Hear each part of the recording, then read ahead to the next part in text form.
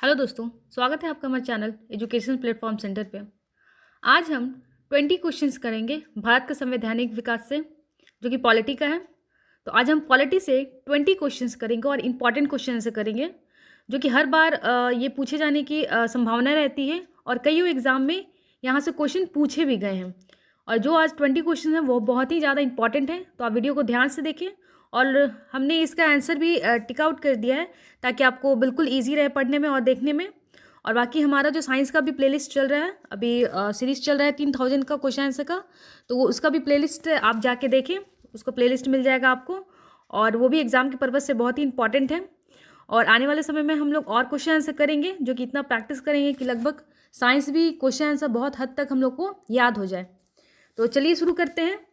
स्वतंत्र भारत की संविधान सभा के अध्यक्ष कौन थे? तो यहाँ आप आंसर देख सकते हैं, डॉक्टर राजेंद्र प्रसाद, लेकिन ऑप्शन मैंने 4 रखा है, तो आप इसको अच्छे से देखें। डॉक्टर भीमराव अंबेडकर, डॉक्टर राजेंद्र प्रसाद, सी राजगोपालाचारी या के एम मुंशी। तो इसमें क्या होगा? डॉक्टर राजेंद्र प्रसाद।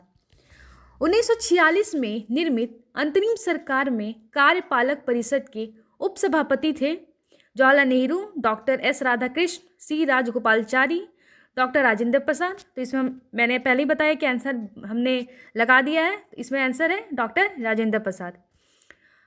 संविधान सभा के चुने हुए स्थायी अध्यक्ष कौन थे? Doctor B R Ambedkar, doctor Sachchidanand Sinha, doctor Rajendra Prasad, doctor S Radhakrishnan. तो इसका आंसर है डॉक्टर राजेंद्र प्रसाद। भारत का संविधान पूर्ण रूप से तैयार हुआ था, कब तैयार हुआ था? तो ये 26 जनवरी 1949 को तैयार हुआ था।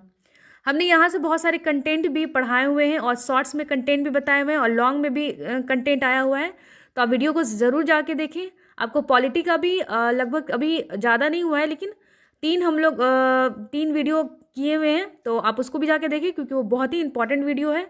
तो आप ज़रूर जाके पॉलिटी की भी वीडियो देखें। संविधान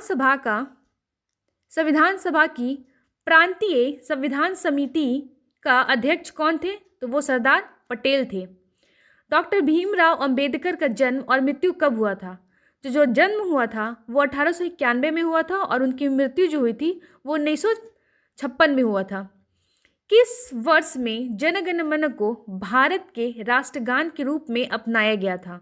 तो 1950 में वर्ष में जन गण मन को भारत के राष्ट्रगान के रूप में अपनाया गया था।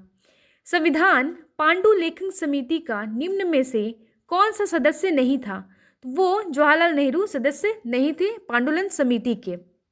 तो पांडुलन समिति के अध्यक्ष नहीं थे, कौन थे? सदस्य नहीं थे जवाहरलाल नेहरू।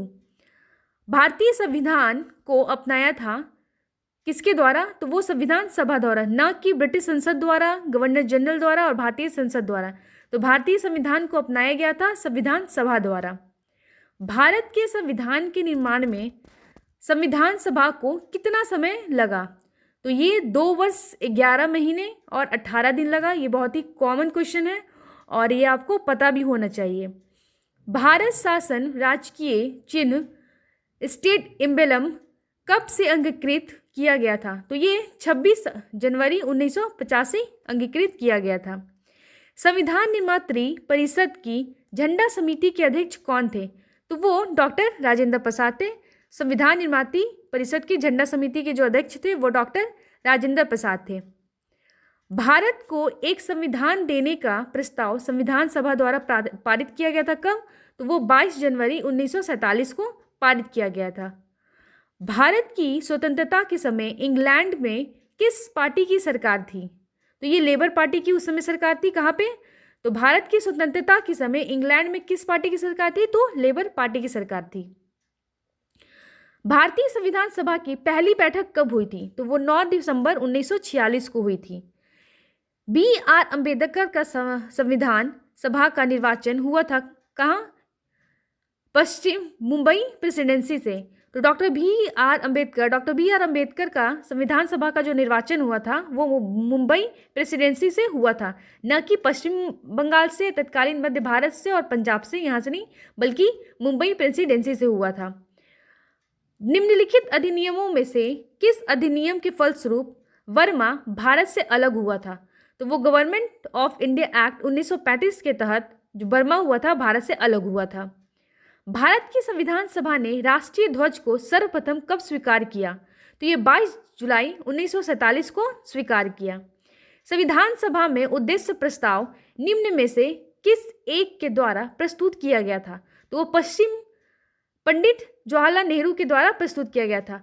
तो जो संविधान सभा में जो उद्देश्य प्रस्ताव था वो पंडित जवाहरलाल नेहरू के द्वारा प्रस्तुत किया गया था। और ये बहुत ही इंपॉर्टेंट क्वेश्चन आंसर है, तो आप इसको ज़रूर देखिए और वीडियो को लाइक करें, शेयर करें, सब्सक्राइब करें। और मिलते हैं अगली वीडियो में नए कंटेंट के साथ। आप ऐसे ही हमारे चैनल से बने रहिए। Thank you.